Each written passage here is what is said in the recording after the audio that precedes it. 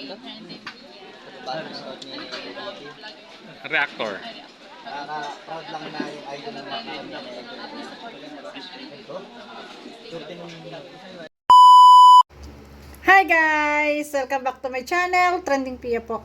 Ayan, bago natin start ang ating reaction video, pasalamatan muna natin si Lord. Thank you po. At syempre guys, pasalamatan natin na may-ari ng video kay Kalingap Edu. Kung hindi ka pa nakasubscribe, subscribe ka na po. At syempre, sama ng Kalingap, Kuya Bal Santos Matubang, Kalingap from Ate Edna, kay Ma'am Cha, Kalingap Edu, Kalingap Dan, kay Papa Jomar, at lahat po ng mga angels sa Kalingap guys. Please supportahan po natin para po ma-achieve nila ang tagumpay, di ba? So yun guys, ayan. At saka malaking tulong din po ni Kalingap Rab, syempre. At syempre guys, ayan. Pasalamatan lahat natin ang nagla-like, nag-share, nagsusubscribe kay Trending Pia. Maraming salamat po na po suportahan niyo po kaming lahat ng mga reactors ng Kalingap, lahat ng mga charity vloggers ng Kalingap. Guys, please support po. Ayan. So ngayon guys, ito yung live kagabi ni Kalingap Edu.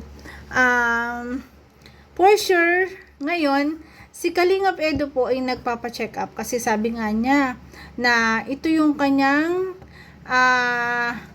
nagkaroon siya ng not feeling well, hindi ayos ang kanyang pakiramdam. May kakaiba siyang nararamdaman sa kanyang tagiliran. Panoorin natin guys. Ano po, medyo wala tayong lakas ngayon. Wala daw siyang lakas. Nag-live lang po ako yan kasi para hindi mo masyado mawala yung algorithm natin sa YouTube. Sinisipon pa siya. Mahirap na matagal hindi makapag-live. Tama sa yun. YouTube. Baka humina din. Kahit pa medyo masama ang pakiramdam ko ay pinilit ko na lang din po. Wow. Sipag, di ba? Napakasipag So, naman. yun, dito po rin yung At pansin din natin dito guys na talagang sinisipon po si Kalingap Edu. Masama talaga yung pakiramdam niya. Tita. Hello po. Kay Tita Hansel, hello po. Ayan! Salamat po. Salamat po. Mama ni Beyonce. Sabi magandang Grabe gabi. ka. Grabe ka. Grabe guys. Grabe ka na pati. Grabe guys, ayan nandiyan sa live niya. Syempre nag-aalala din. For sure, yung nanay ni Beyonce. Kaya pinanonood niya ang live. Si Beyonce lang ba? Si Mama lang ba? Ba't ako nadudulas? Ayan, si Mama lang ba yung nanonood? Syempre, ang kanyang wifey nandyan din nanonood. Simple lang. Ay, grabe. Po. Magaling kayo sa may sakit na sabi ni Beyonce. Ako po, mapatingin pa daw po ako bukas. Mapa-x-ray pa ako. Tama. Agapan agad. Salamat tita, paano na lang kay Beyonce? Pasensya, hindi ako makakaano bukas. Baka hindi ako makapaghatid, baka hindi ako makasama sa sa birthday ni Joy. Grabe talaga nga naman. Kahit masama yung pakiramdam na talaga hindi niya kaya, pero nandun pa rin yung pag-aalala niya. Maaga niya agad pinaalam sa mama ni Beyonce. Nagpaalam siya na baka hindi niya maiyahatid. Diba? Hindi niya maasikaso ngayon si Beyonce sa birthday ni Daywata. Diba? Kasi, ayan nga, masama ang pakiramdam niya. Grabe, nakakatuwa po, no? Nagpapaalam na siya, nagpaalam na agad. Grabe, parang wag nang umasa, 'di ba? Kasi nga masama yung pakiramdam niya. Kasi kung okay naman siya, 'di ba? One call lang siya, 'di ba? One call lang para sa wifey niya. Kahit po ang ganito yung ribs. Medyo parang masikip. Sa Ewan ko, ribs? gawa siguro ng sobrang Kanan? pagtrabaho, no? Nang Kalingap Edu, pa-check up ka rin. Baka mamaya, 'di ba? Maring basta, hindi lang ako mag-mention ng pwede maging sakit, pero basta pa-check up ka talaga. Pa-check up mo talaga 'yan kasi para maagapan agad. At for sure, nag-aalala po ang kanyang wifey. Ito nga't nanonood, ang kanyang benan. Ang mama ni Beyonce nanonood at nagpaalam na siya na hindi niya mahahatid at masusundo. Ay, sayang, grabe. pagtatrabaho, sa gym, saka kaka-gym din siguro, nasobra na siguro. Ayun. Sa pagod, ayan, puyat, pagod, tapos baka nakakaligo ng malamig, o baka lamig din, di ba? Minsan kasi na ganun di ba? Sinisipon pa siya.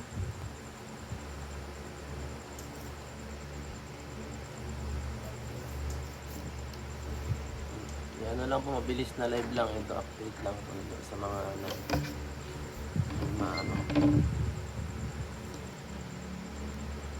hindi pwedeng hilutin, Dok. Masakit talaga eh.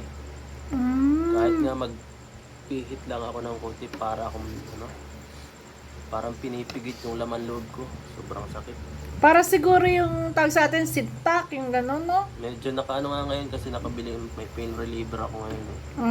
Uminom siya ng gamot. Nakakahinga-hinga na ako konti. Kahapon talaga mas di ako pinatulog ng 2 araw eh.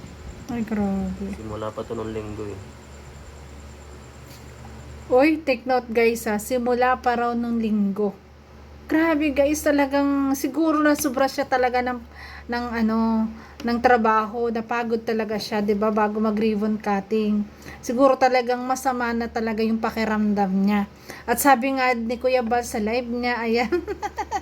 Nire-reaction ni Kuya Bal yung aking live kahapon na si Kalingap Edo maagang gumising, naligo. Ay baka yun yung pinasok siya ng lamig. Tapos hindi siya nakakain.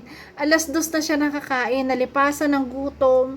Kaya siguro talagang ganyan yung nararamdaman niya ngayon. Grabe. Talagang dun palang napaka-genuine talaga ng pagmamahal niya kay Beyonce. Yung supporta niya talaga grabe. Di ba? Grabe. Kaya get well soon, Kalingap Edu. Oy, Ma'am Alicia, salamat po. So, ayun guys, ayan. So, ayun. Wag natin asahan na makapunta po si Kalingap Edu sa birthday ni Joy. Pero syempre, si Beyonce, baka naman pupunta siya. Pero nakakalungkot na hindi makakapunta si Kalingap Edu. Pero unawain natin kasi nga may karamdaman na hindi biro yung kanyang nararamdaman. Talagang idinadaing niya yung kanyang tagiliran. 'Di ba? Tinadaing niya yung kanyang tagiliran. Kaya get well soon, Kalingap Edu. Ngayon, pa-check up ka. At yun pala ang dahilan kaya talagang hindi niya maikilos. Kasi nga, para guys, yung pinasok ng lamig. Kasi ngayon ko naisip na guys, 'di ba? Sabi ni Kuya Bal nga sa live niya na talagang pagod, maagang gumising, naligo, hindi na nakakain, baka pinasok ng lamig.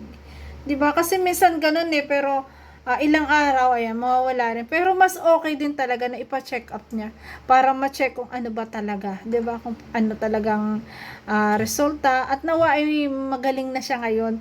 Nawa ay okay siya para makahabol din siya, makapunta siya ng birthday ni Joy Diwata. 'Di ba? Para may kasama syempre si Beyonce. So yun guys, ayan, yan ang update.